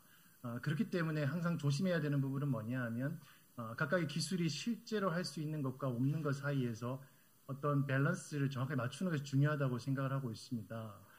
그런 맥락에서 사실 세 분 모두에게 좀 질문 드리고 싶었던 내용이 뭐냐 하면 AI가 만능이 아닌 것처럼 가장 잘할 수 있는 부분에 집중해야 한다면 무엇이 좋을까라는 것을 여쭤보고 싶었어요. 근데 오늘 시간이 지금 얼마 안 남았기 때문에 우선 첫 번째 발표해 주신 이수정 상무님께 이 질문을 드리고 싶었습니다. 그래서 인공지능이라는 것이 약간 과대 포장된 면도 없잖아 있는데 실제 AI가 잘하는 것하고 못하는 것 사이에 어떤 구분이 존재할지 이런 것들에 대해서 여쭤보고 싶고요. 이 질문은 뭐 이광수 수석님이나 이재준 팀장님께도 드리고 싶지만 또 이제 굉장히 궁금한 게 많아가지고 우선 인공지능에 대한 부분은 이수정 상무님께 질문드리고 세 번째 발표해 주신 이광수 수석님께는 메타버스에 대해서 추가로 좀 질문을 드리고 싶은데요. 저희가 예전에 세컨드 라이프부터 시작해가지고 3D라든지 또는 VR이라든지 AR 연이은 실패를 해오고 있거든요. 그런데 이번에 메타버스가 성공을 한다면 기존의 3D나 VR 대비해서 메타버스는 도대체 뭐가 다르길래 성공할 수 있는 건지 이게 굉장히 궁금하고요. 그리고 마지막에 이재준 팀장님께는 수소에 대해서 여쭤보고 싶어요. 수소라는 부분이 앞으로 중요해진다는 말씀을 주셨는데 실제로 수소가 배터리와 경쟁을 했을 때 뭐 예를 들면 선박이라든지 항공기를 제외하고 일반적인 물류의 뭐랄까 트럭까지도 전부 수소가 배터리와 경쟁을 할 수 있는 것인지 이 부분에 대한 견해를 좀 여쭤보고 싶습니다. 이상입니다. 네, 고맙습니다. 송 교수님 안 나가실 거죠, 바로? 좀 시켜주세요. 예, 우선 이선 상무님 답변 부탁드리겠습니다. 네, 엄청난 질문을 주셔서 제가 엄청 고민을 하고 있고요. 이제 제가 오늘 말씀드린 것 중에 빅데이터 얘기를 일부러 했고, 교수님 제 세션 들으셨는지 모르겠는데 제가 질문 하나를 던졌죠. 오늘 제가 여자인 거를 어떻게 아셨는지 여기 계신 분들이. 그래서 빅데이터가 없이는 사실 인공지능이라는 게 없다라는 말씀을 드렸어요. 그러니까 50이 넘으신 분들은 50년 동안 축적된 뇌에 빅데이터가 있는 것이고 10살짜리 아이들도 이제 10년의 빅데이터가 있는 것이죠. 그래서 인공지능이 이제 10년 또는 20년에 교수님의 질문을 똑같이 제가 받았다면 다른 답이 나올 수 있을 것 같아요.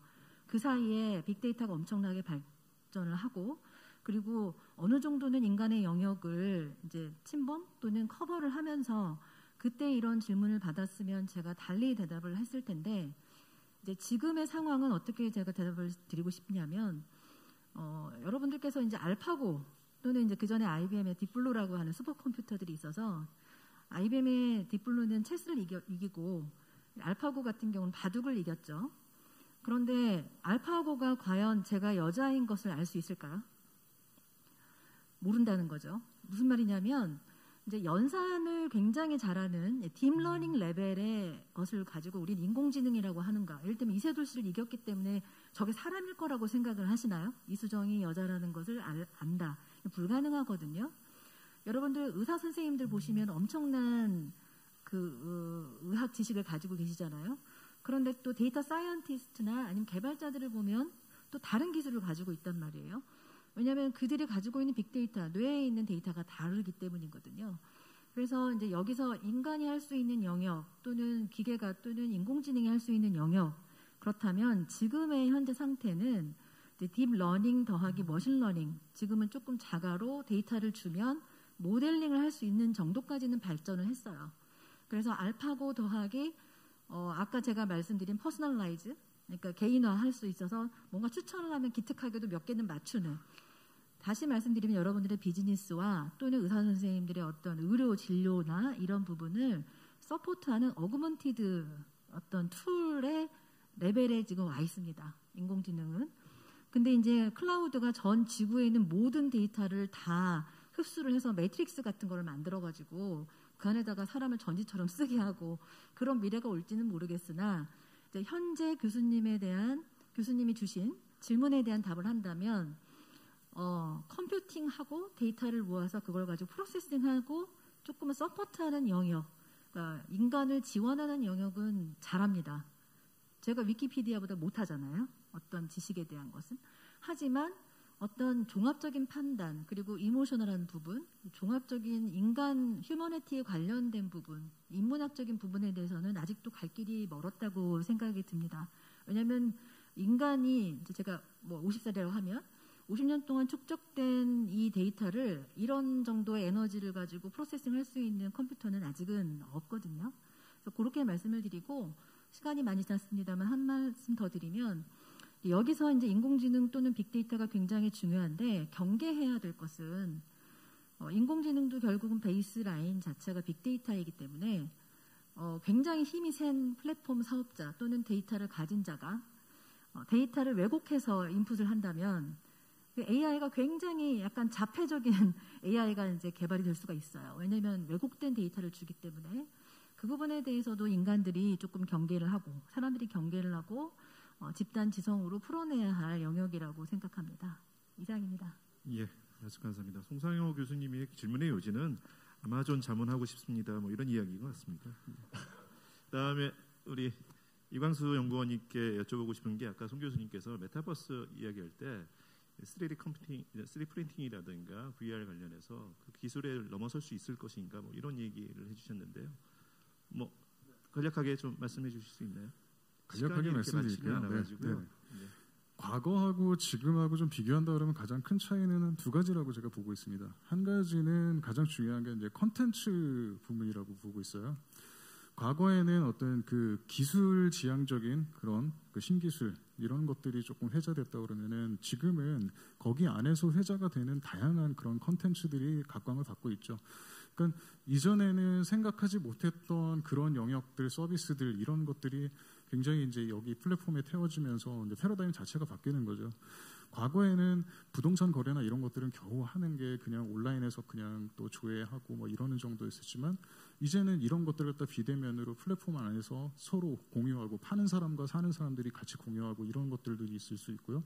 그다음에 NFT 기술을 활용한 어떤 원화 거래라든가 이런 것들이 어떤 플랫폼화한 그런 공간에서 이루어지는 것들 그리고 또 거기 안에서는 어떤 일방향으로 주어지는 그런 정보를 갖다가 소비하는 정도로 그런 형태로 되는 것이 아니라 그 안에서 서로 교류하고 거기 안에서 일어났던 다양한 일들이 또 로깅이 되면서 그런 것들이 또 AI 기술과 접목된 그런 그 결과로서 다시 거꾸로 그거에 특화된 그런 서비스들로 나타나는 그런 형태를 갖다 많이 볼 수가 있거든요.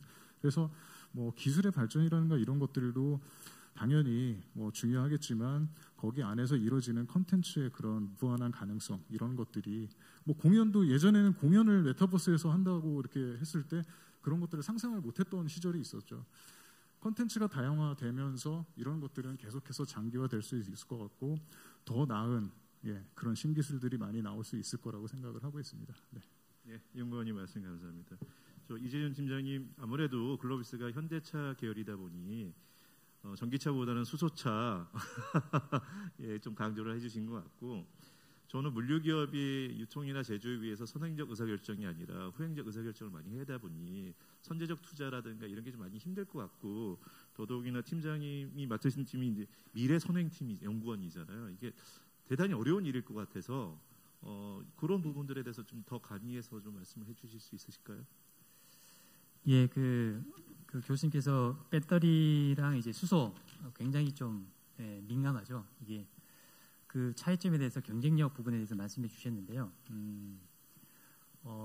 이 수소라는 부분이 이제 대량의 수소가 들어가서 힘을 발휘해야 되는 그 모빌리티 영역이 있습니다. 그 부분이 HDV라고 해가지고 이제 헤비 듀티 비클 쪽에 이 부분은 이제 기존까지는 디젤로 했던 부분들이 배터리로 이제 전환시킬 수가 있지만은 배터리로 전환시켰을 때 굉장히 더 많은 투자와 코스트와 이런 부분들이 들기 때문에 또 이제 그만한 출력을 내기 위해서는 더 많은 이제 배터리 용량이 필요한 거거든요.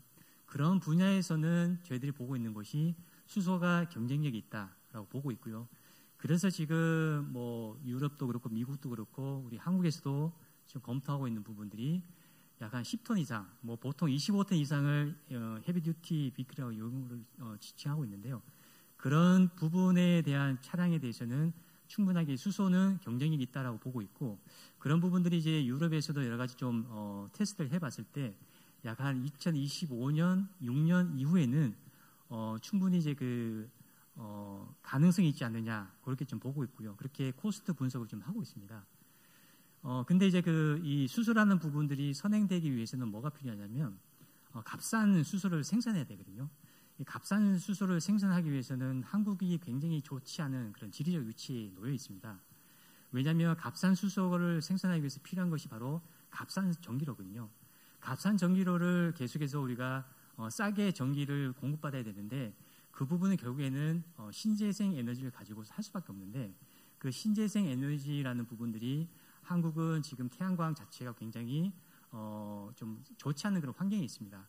그러다 보니까 우리 한국에서도 값싼 수소를 그러면 어떻게 해서 계속해서 공급받을 것인가라는 부분을 고민하고 있고 그런 차원에서 이제 그런 수소가 많이 생산될 수 있는 부분이 바로 뭐 호주라든가 중동이라든가 이런 지역이 되거든요. 그래서 그런 수소를 이제 수입해서 공급하는 경우에도 충분하게 이제 경쟁력이 있을 것으로 보고 있고요.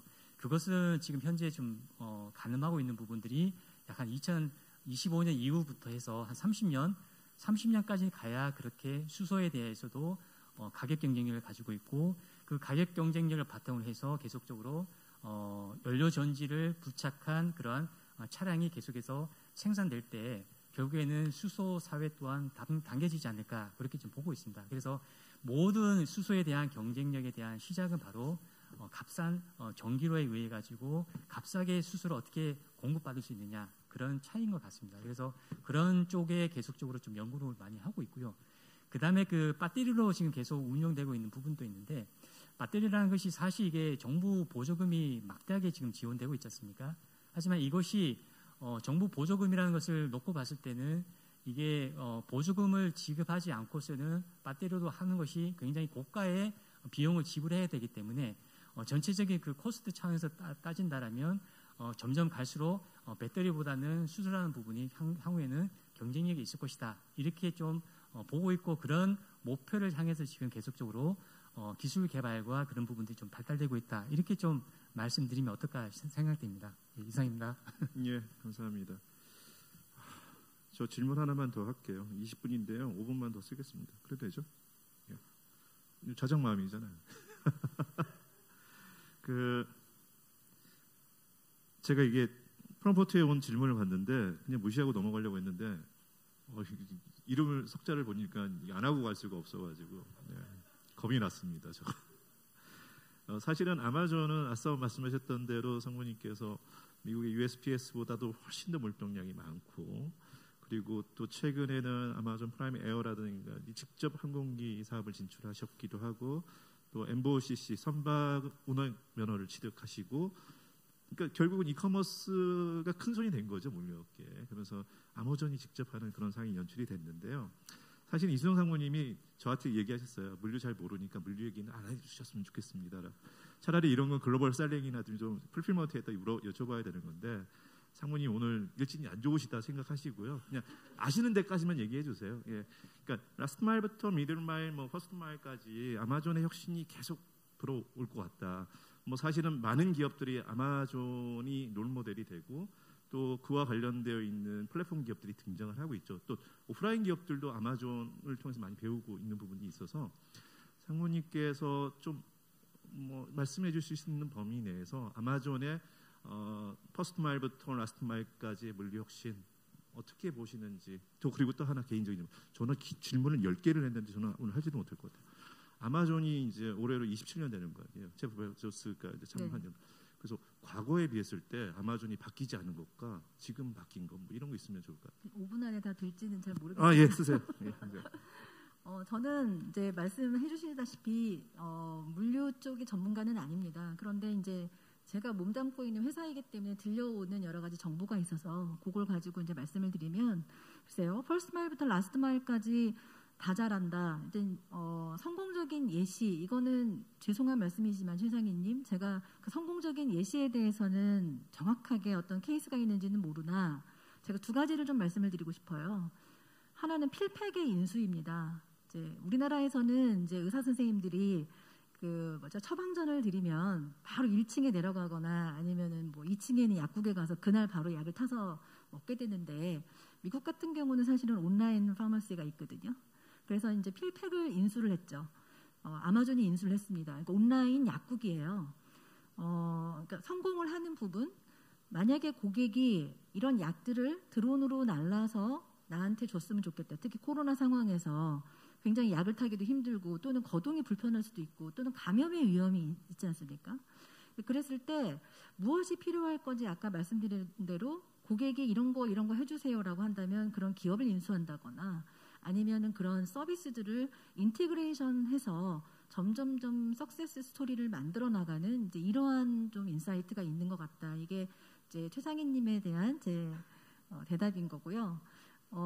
자장님께서 질문하신 것 중에 아마존에 오신 지는 2년밖에 안 되셨다고는 하시지만, 네. 아마존이 이제 올해 27년 됐는데 아마존의 과거와 지금 비교했을 때 변한 것과 변하지 않는 게 있다면 어떤 게 있을까요? 변한 것은 조직이 엄청나게 커졌다는 것이죠. 네, 엄청나게 커졌다는 것이고, 변하지 않는 거는 이제 저희가 시애틀에 본사를 가면 건물 이름이 데이원이라고 하는 겁니다. 초심을 잃지 말라는 뜻이기도 하고, 역시 이제 모든 비즈니스가 오늘이 첫날인 것처럼 해야 된다는 얘기인 건데, 아직도 이렇게 굉장히 큰 조직임에도 불구하고 하이어라키컬하지가 않아요. 그러니까 윗사람, 아랫사람, 보고 체계가 어떻고 탑다운이 어떻고 이런 컬처보다는 굉장히 그래서 매니저가 힘이 듭니다. 아마존에서 매니저가 굉장히 힘이 드는데, 이유는 뭐냐면 제가 논리적으로 직원분들을 설득하지 않으면 직원분이 제 이야기를 듣지는 않아요. 그런 부분이 지속적으로 나를 챌린지하고 논리적으로 이야기하고 마치 팀처럼, 작은 규모의 프로젝트 팀처럼 이야기를 지금도 하고 있다는 점이 좀 놀라운 부분입니다. 예, 어리석은 질문에 현명한 답변을 해주신 것 같습니다. 아마존 파마시가 진출했을 때 글로벌 유통 의약 도매상이죠. 줄립 카마의 주가가 엄청 빠졌습니다. 이런 게 사실은 위협 요인이고 아마존의 파괴력이 아닌가 싶고요. 오늘 긴 시간 동안 여기 발표하시고 또 토론 응해 주시느라 너무 감사드리고요. 저희는 여기까지 마무리하는 것으로 하겠습니다. 백스테이지 무대가 있으면 저희는 오늘 밤도 새울 것 같은데, 예, 여기서 마치도록 하겠습니다. 감사합니다. 네, 감사합니다. 정말 시간 가는 줄 모르게 흘러간 토론이었습니다. 위트 넘치는 진행으로 오늘 토론을 화기애애하게 끌어주신, 좌장으로 수고해주신 김철민 대표님, 그리고 제가 온라인이라고 소개를 해드렸었는데요. 원승환 교수님 오늘 무대를 빛내주셨죠. 원승환 교수님을 비롯한 우리 5분의 패널 분들께도 진심으로 감사의 말씀을 드립니다. 자, 토론을 끝으로 두 번째 세션은 마무리하겠습니다. 자, 저희 잠시 방역을 위해서 휴식 시간을 갖고요. 잠시 후 4시 40분 오늘의 마지막 세션인 세 번째 세션 이어가겠습니다. 잠시 후에 뵙겠습니다.